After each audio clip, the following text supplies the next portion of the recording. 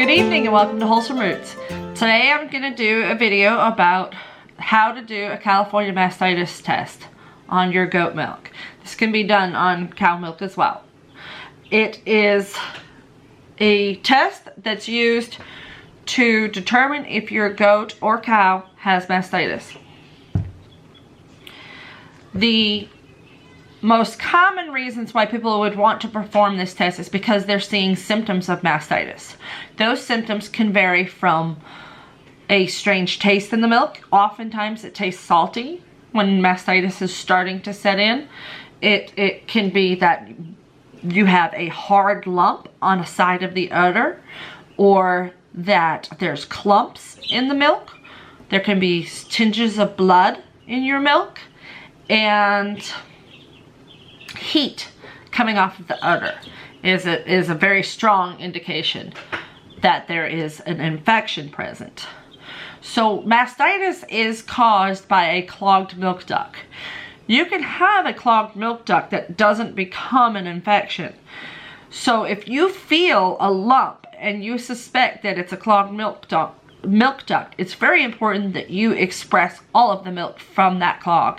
So you are going to want to use a hot compress or just massage with some coconut oil until you get all the milk out of that side of the udder, or if it's on both sides of the udder. So if you have seen any of these symptoms that make you wonder if your goat has mastitis, it's very important that you perform a test to determine if they do have mastitis so that you can begin treatment right away.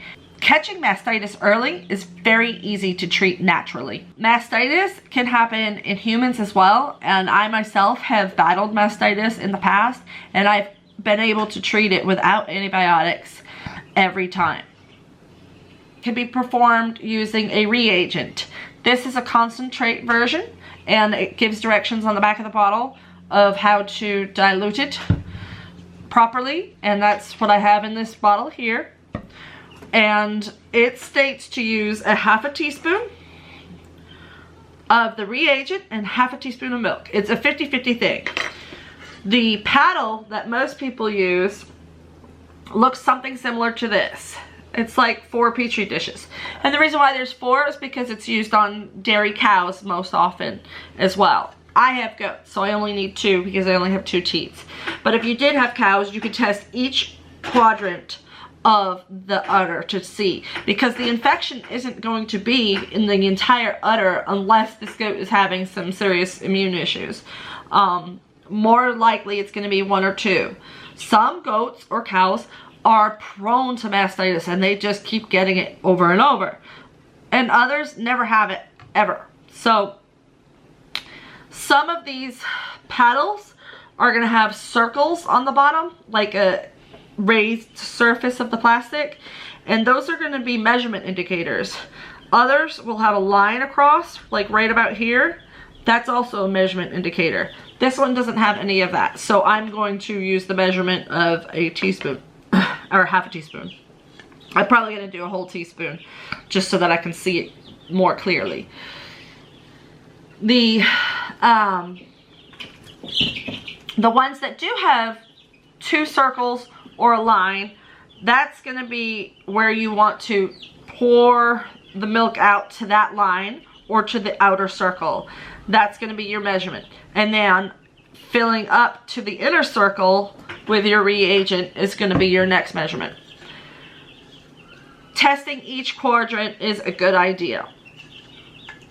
I have a sample from a goat that has what I call a congested area on her udder. It's a spot that I've had to really massage and get the milk to let down, and so that's probably a clogged milk duct. I have no heat on it, there have been no clumps, and there have been no strange taste. But until I'm positive that it's not mastitis, I don't want to add it to my other milk, even though it is completely safe to drink mastitis milk. So some other ways to help if you do have a clogged milk duct is to nurse. Get that baby on that side of the udder as often as you can, because the baby is going to suck down much stronger than your hands are going to milk out, or even a milk pump. Getting that baby to nurse as often as possible, increasing the number of times that you milk is going to help. Okay, and then I have a sample of the other milk just from our fridge that we've been drinking. So just out of curiosity, I'm going to do 2 samples of the milk I don't suspect and 2 samples of the milk I do suspect, so we can see a comparison if it does gel. And gel is what we're looking for. So when we add the reagent to the milk, we swirl it on the paddle and you look for a gel. Alright, so I'm going to put, let's see, I want it to completely cover the bottom.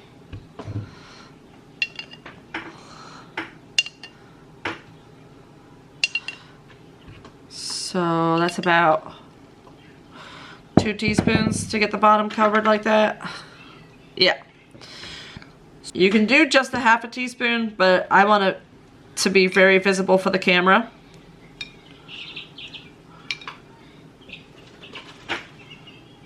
So I'm using more.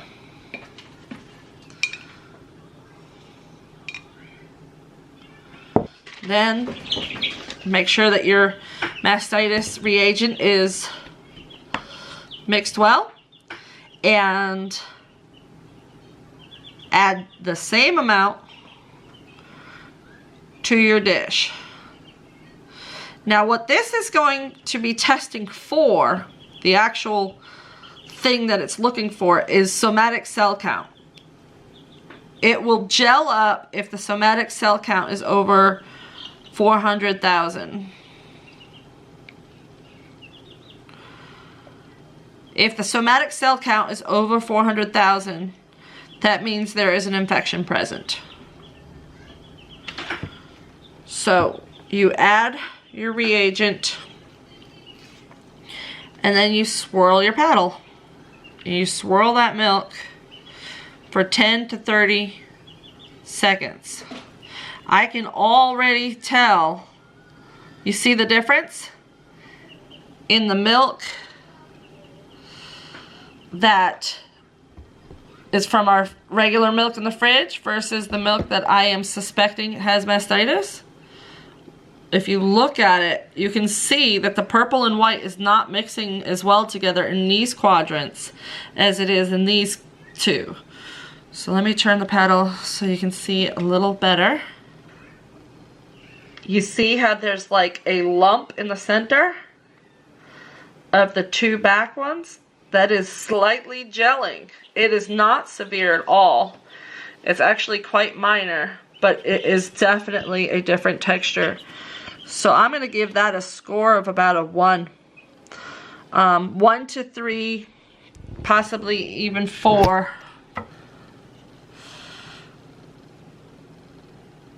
So you see how it's more gelatinous in this one, but hardly at all. Its consistency is almost a perfect milk consistency in these 2 quadrants. So this is showing that there is a small number of somatic cells present in her milk, just as I suspected. So the thicker the gel sets means the higher the number of somatic cells, which means the worse the infection is. I am lucky that I am catching this nice and early when I first felt a tight spot on one side of the udder. What I'm going to do now as treatment for this beginning early stages of mastitis is vitamin C and garlic. Vitamin C is what I have used in my own mastitis treatment that cured it 100% with no antibiotics. So for a goat, I want to do about 5,000 milligrams of vitamin C just to get it started and working on the infection. And then several cloves of garlic, fresh garlic, chopped up into the food if they don't like it. A lot of goats like garlic cloves, and you can give them the whole clove and they'll just gobble it up. So you can do that. You can also use the Molly's Herbals. They have all of the immune boosting properties in the herbs that are used for the worms. Not the Formula 1, but the Formula 2. They also can help fight infections. So you can also increase the amount of herbs you give them. You can increase the garlic, and you can increase the vitamin C. All of these things are going to help improve her health. We also, if it starts to get worse, which it doesn't seem like it's getting worse, it actually seemed like it was getting better today. It wasn't as congested as yesterday.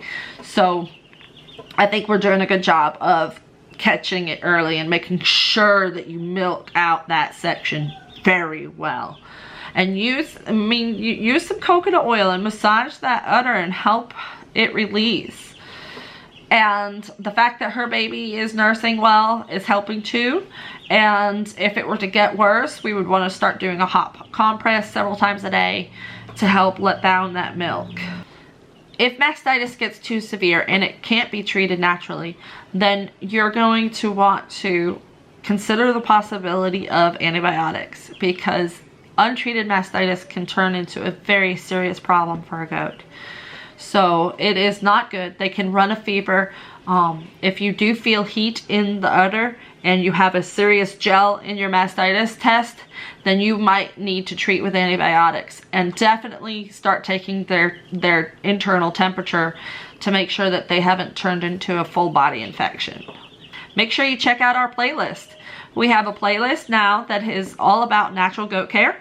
You can find it on our channel under playlist and learn about ways that we take care of our goats using all natural goat care. Thank you guys for watching. You know the drill. We'll see you next time on Wholesome Roots.